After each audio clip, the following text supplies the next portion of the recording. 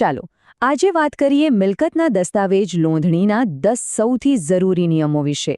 આ એક એવી પ્રક્રિયા છે જે કોઈ પણ મિલકત માલિક માટે જાણવી ખૂબ જ જરૂરી છે. ખાસ કરીને એ લોકો માટે આ સમજવું બહુ જ અગત્યનું છે જેઓ હાલમાં કોઈ સ્થાવર મિલકત જેમ કે જમીન, મકાન કે દુકાન ખરીદી કે વેચી રહ્યા છે.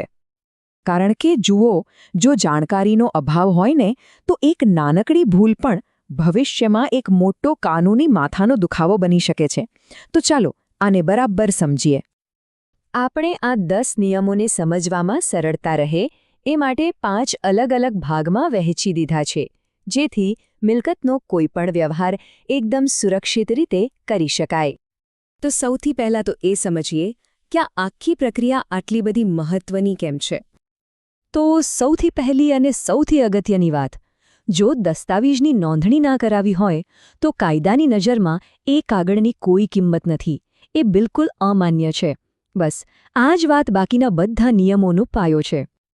હવે આગળ વધીએ આપણા બીજા વિભાગ તરફ, જેમાં આપણે જોઈશું કે કાયદાકીય રીતે શું જરૂરી છે, એટલે કે શું, ક્યારે અને ક્યાં. નિયમ નંબર 1 એકદમ સીધો અને સ્પષ્ટ છે.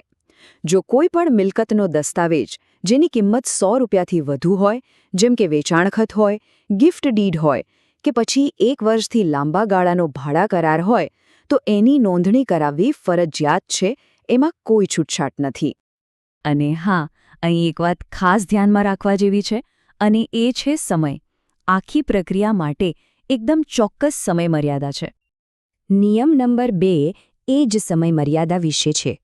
દસ્તાવેજ જે તારીખે લખાયો હોય ત્યાંથી બરાબર 4 મહિનાની અંદર એની નોંધણી થઈ જવી જોઈએ.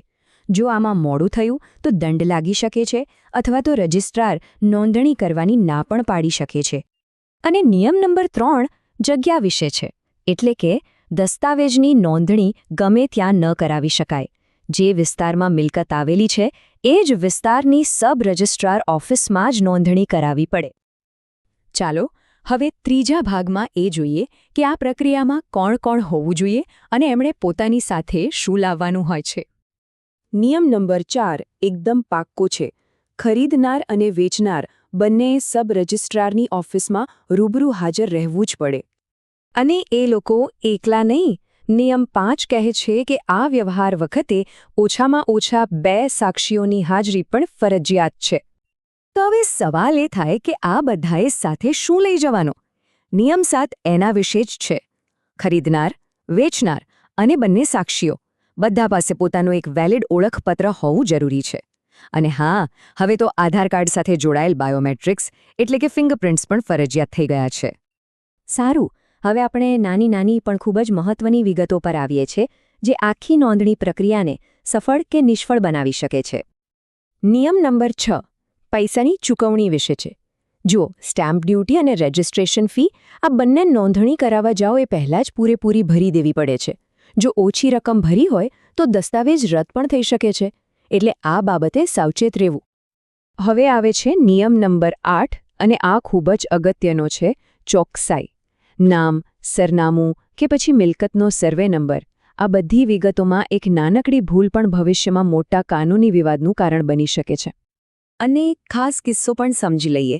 નિયમ નંબર 9 જો કોઈ સોદો પાવર ઓફ અટોર્નીના આધારે થતો હોય તો એ પાવર ઓફ અટોર્ની પોતે પણ રજિસ્ટર્ડ હોવી જરૂરી છે, તો જ માન્ય ગણાશે.